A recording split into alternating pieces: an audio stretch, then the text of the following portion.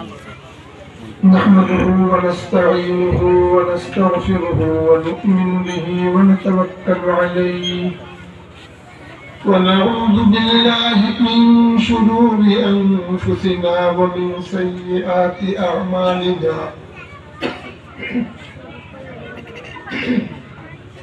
من يهده الله فلا مضل له ومن يضلله فلا هادي له وأشهد أن لا إله إلا الله وحده لا شريك له وأشهد أن سيدنا وسندنا وحبيبنا ومولانا محمدا عبده ورسوله أما بعد فأعوذ بالله من الشيطان الرجيم بسم الله الرحمن الرحيم فلولا نفر من كل فرقة منهم طائفة ليتفقهوا في الدين ولينذروا قومهم إذا رجعوا إليهم لعلهم يحذرون صدق الله العظيم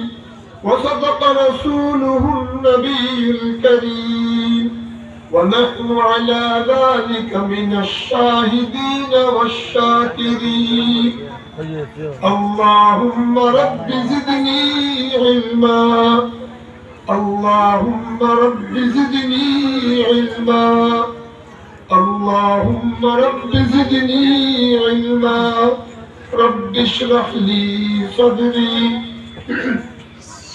ويسر لي أمري واحلل عقدة من لساني يفقه قولي رب يسر ولا تعسر وتمم علينا بالخير উপস্থিত উলামায়ে ইকরাম তলাবায়ে ইলজাম মুরব্বিয়ানে ইকরাম বিরাদারানে ইসলাম আল্লাহর কাছে আমরা শুকরিয়া আদায় করি যে আল্লাহ তাআলা আমাদেরকে এমন মুবারক মাহফিলে একত্রিত হওয়ার তৌফিক দান করেছেন যেই মাহফিল সম্পর্কে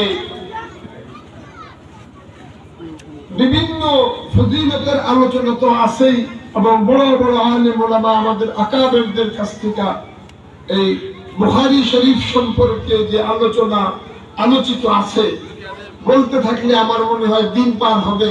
এই মাহফিলের গুরুত্ব, এই মাহফিলের ফজিলত শেষ হবে না। যেমন আছে যে ঘরে আগুন লাগে, যদি বুখারী শরীফ থাকে তাহলে আল্লাহ তাআলা এই কিতাবের বরকতে ওই ঘরকে হেফাজত করে। সুবহানাল্লাহ। আমার কাছে খুব সংকোচ লাগতেছে একটা জিনিস না বলে বলতে চাইছেন, কিতাব নিচে আমরা উপরে। হযরত শাইখুল হাদিস রাহমাতুল্লাহ আলাইহি দেখছি কোনদিন কিতাবের সামনে, এই বুখারী শরীফের সামনে, মানে উনি অসুস্থ হওয়ার আগ পর্যন্ত দো জানু ছাড়া কখনো বসতেন না, এবং উনি নিচে কিতাব উপরে।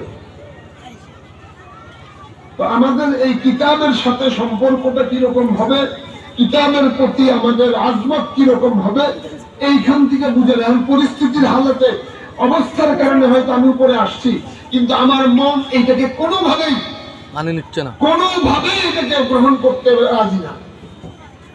দেখেন ইমাম মালিক রাহমাতুল্লাহ আলাইহি দরসের মধ্যে হাদিসের দর্শ দিতেছেন, এই অবস্থায়